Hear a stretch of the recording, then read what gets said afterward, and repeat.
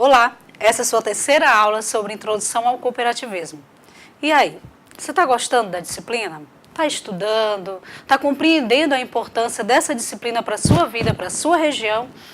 Chegou o momento de nós falarmos da formalização da cooperativa, os órgãos administrativos que a compõem, os órgãos competentes e os direitos e deveres de cada cooperado. Os objetivos dessa aula é conhecer o processo de registro do Estatuto Social das cooperativas, as suas atribuições, os órgãos de administração e fiscalização das cooperativas, bem como as formas de acesso aos cargos. Apresentar as exigências que autorizam a atuação de cada uma cooperativa e apresentar os direitos e deveres dos cooperados.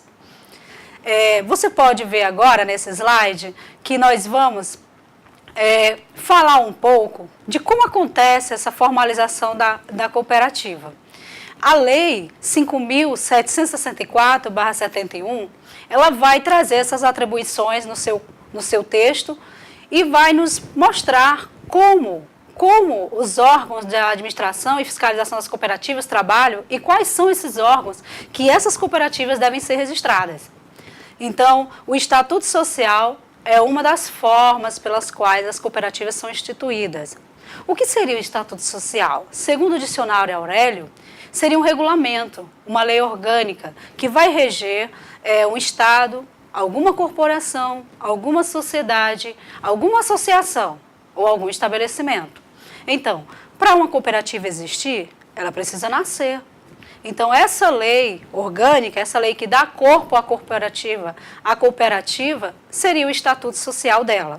Nesse Estatuto Social, devem conter todos os direitos, todos os deveres, todos os parâmetros que a cooperativa vai estar considerando para o seu funcionamento. O Estatuto Social da cooperativa, após aprovado pela Assembleia Geral e analisado pela Organização das Cooperativas Estaduais, deverá ser registrado na forma da lei. A forma de administração da cooperativa, você já sabe, é uma gestão participativa, é uma autogestão, é uma gestão democrática. E todos os seus responsáveis devem estar com os nomes contidos no Estatuto Social. O Conselho Fiscal é um dos órgãos que fazem parte de toda a cooperativa. E a sua composição é feita por 6 pessoas. 3 delas são membros e 3 delas são suplentes. E para a composição do Conselho Fiscal é permitida uma reeleição de 1/3, de seus componentes. Os demais devem ser novos. E a associação não pode exercer cumulativamente cargos nos órgãos de administração e fiscalização. O que eu quero dizer com isso? Se um associado faz parte de algum órgão da cooperativa, ele não pode ser ao mesmo tempo participante desse órgão e ao mesmo tempo participante do Conselho Fiscal. Então, o associado não pode exercer ao mesmo tempo 2 cargos na cooperativa. O Conselho Fiscal não é um órgão subordinado ao Conselho de Administração da cooperativa, não. Ele tem autonomia, ele fiscaliza todas as contas, todos os documentos necessários para que a cooperativa venha a funcionar. Então, existem na lei alguns requisitos, algumas orientações para que essa cooperativa tenha o seu registro formalizado. E um dos registros obrigatórios, você pode ver no slide, para o seu devido funcionamento, seria o registro na Junta Comercial do seu estado, um registro na Secretaria Estadual do seu estado e um registro na Receita Federal. Olha, na Receita Federal, esse registro é chamado de Cadastro de Pessoas Jurídicas.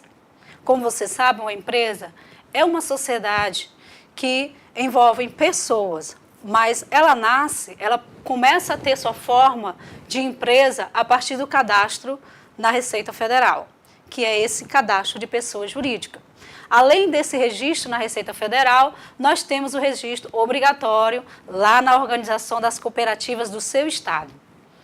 Então, além desse registro obrigatório, as cooperativas precisam ter que registrar os seus atos administrativos em livros obrigatórios, não é? Nós temos aí alguns livros que são obrigatórios, até mesmo pela contabilidade e outros não. Nós temos um livro chamado Livro de Matrícula, está aí no seu slide. Nós temos o livro de presença dos associados nas Assembleias Gerais. Como assim? Percebam que a cooperativa é uma empresa.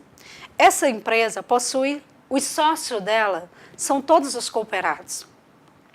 Se a cooperativa quer tomar alguma decisão, ela deve chamar os sócios para uma Assembleia Geral.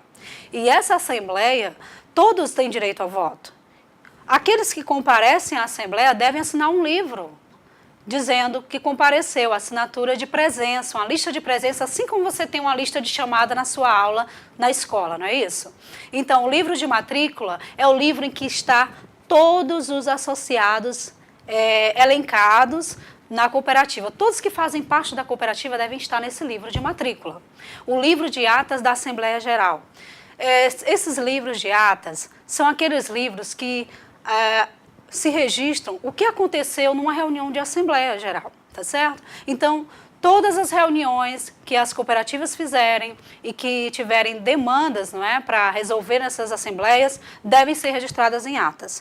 E temos o livro de atas do Conselho Fiscal, que é um livro obrigatório, além dos livros da contabilidade, que é o livro caixa, o livro diário, livro razão e a apuração do imposto de renda. Livros de atas dos órgãos da administração da própria cooperativa e outros livros, que é o livro de ata dos órgãos de administração. Percebam que a cooperativa é uma empresa e todos esses livros obrigatórios, todos esses registros obrigatórios é para dar uma segurança a mais para a cooperativa poder funcionar e atingir seus objetivos. Eu falei na primeira aula, se você não está lembrado, sobre a questão do capital social. Chegou o momento da gente perceber, entender o que é o capital social. Perceba que como a cooperativa é uma empresa, ela precisa ter dinheiro para se manter.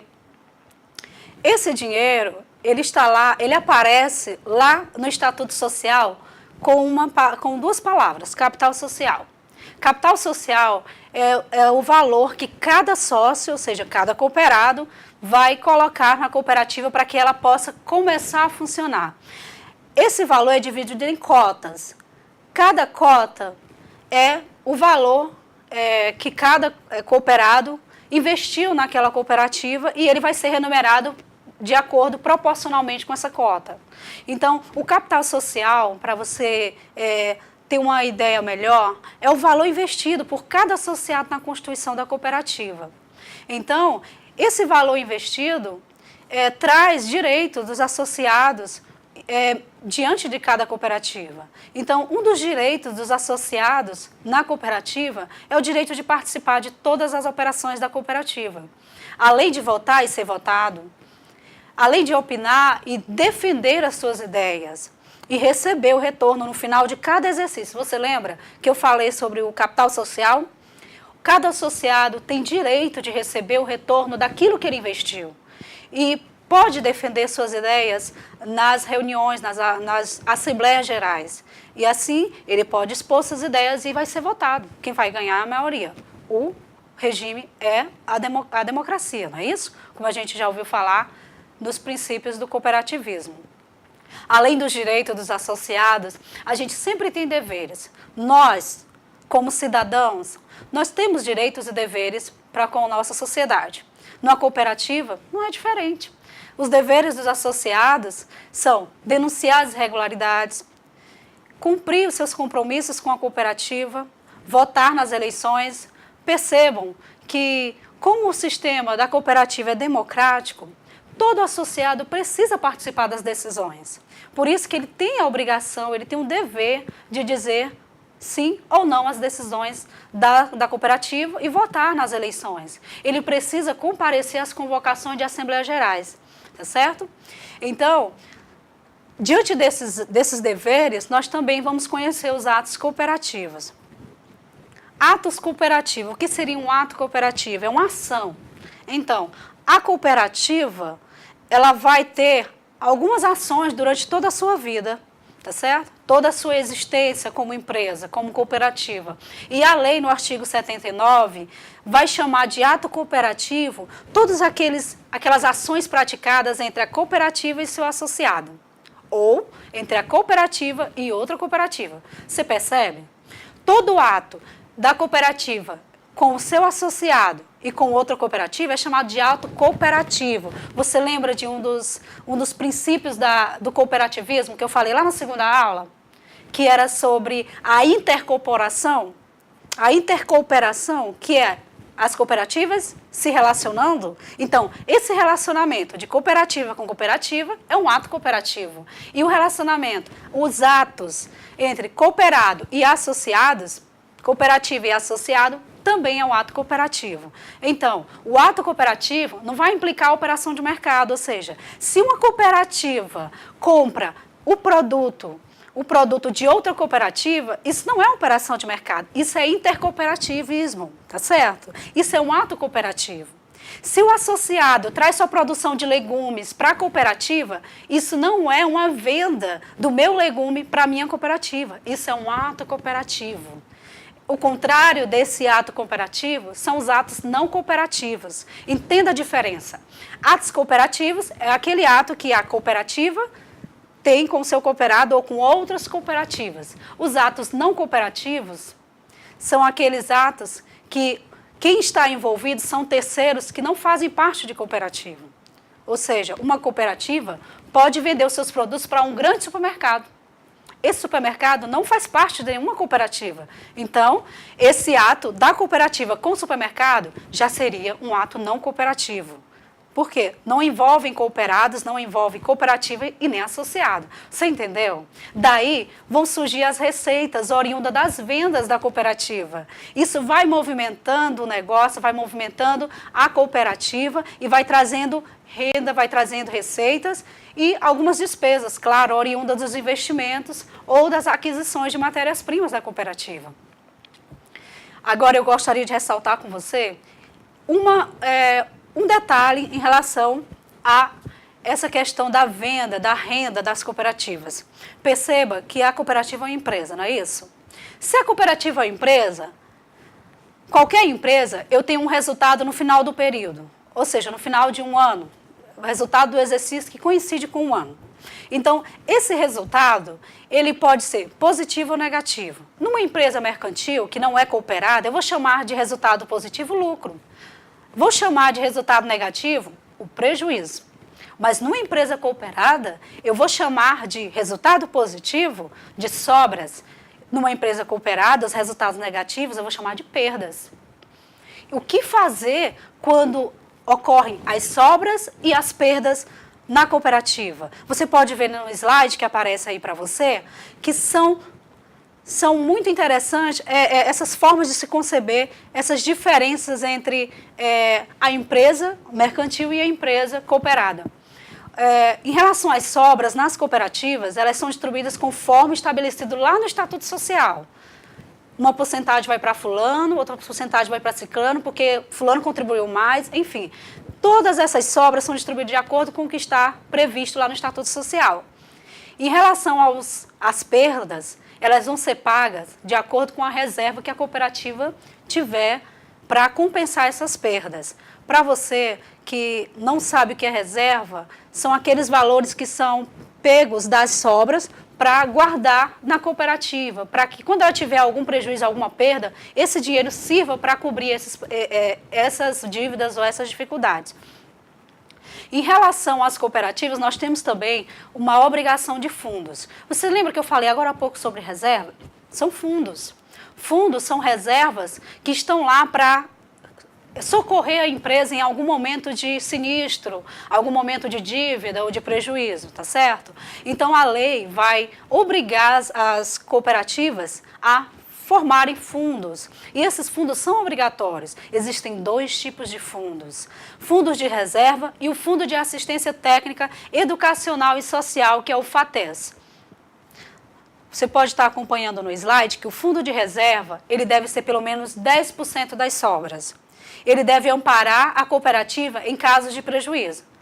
Ele deve também proporcionar o desenvolvimento das atividades da cooperativa.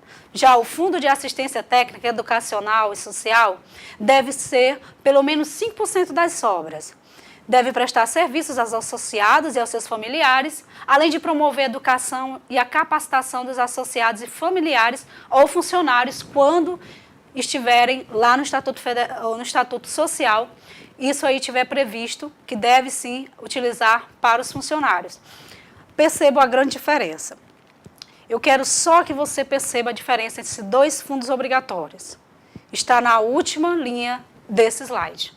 O fundo de reserva é para proporcionar ajuda à cooperativa quando ela tiver algum prejuízo. O Fundo de Assistência Técnica Educacional é para promover a educação, a capacitação das pessoas que fazem parte da cooperativa, tá certo? Faz parte de profissionalizar as pessoas, capacitá-la para o mercado, capacitar para a venda dos seus produtos, capacitar para melhorar a sua produção. Então, esse Fundo de Assistência Técnica é diferente do Fundo de Reserva.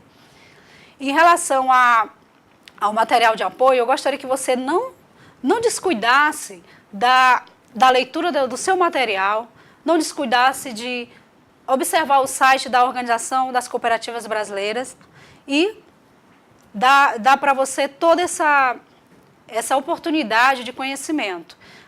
A nossa última aula encerra aqui e foi um prazer estar com vocês. Eu desejo muita sorte, que você tenha muito êxito nos seus estudos e até a próxima.